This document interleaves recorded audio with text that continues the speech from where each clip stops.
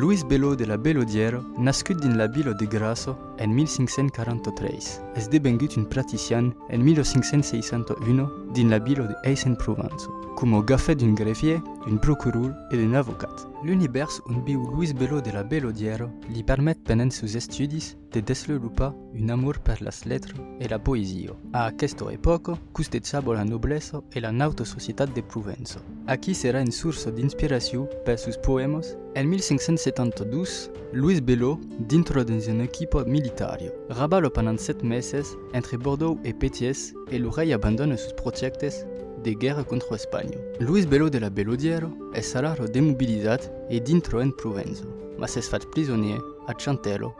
L'année de 1572 signa son emprisonnement per des raisons escursos. Es dins una d'aquestos serà que escriu son primer recueil de sonets, a la manière d'un journal d'incarcération que évoque las rudes conditions de détention, mas també los souvenirs de sa vie de provençal. Es la prima de 1574 que Luis Bello sortís de presó.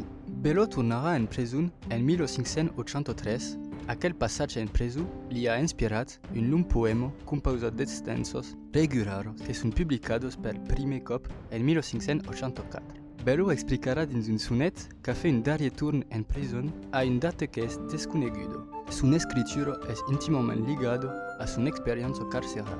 Luis Bello troba s'aquelo una place dins la societat provençal. En 1577 és membre de l'Hostal e compagno d'ordonança del Gran Prior de França, Henri d'Angoulême, en 1584. Fa donc partido de la garde rapprochada del nouvel governador de Provença encontre un grand nombre de passionnats de lettres. La majoritat d'entre elles escriuen en francès, mas Luis Bello de la Bellodiero a decidit d'escriure exclusivament en Languedoc. És a la cour del governador que Luis Bello de la Bellodiero acaba son œuvre poétique quand Henri d'Angoulême est tuat en 1586. Le poète perd son protector, se retira a Grasso, custo los seus, on morís en 1588. Un pla un amic seu, Pierre Paul, amassa e salva sus escriches escampillat. Pierre Paul treballa per publicar aquellos textes, a Marseille. L'ocasió se presenta en 1595. Per primer cop de son història, un estamparillo és instal·lat dins la villa. Pierre Paul concretisa son projecte, el recueil posthume de Luis Bello de la Bellodiero, intitulat Obres e rimos provençals. És el primer llibre de pressa jamais sortit a Marseille.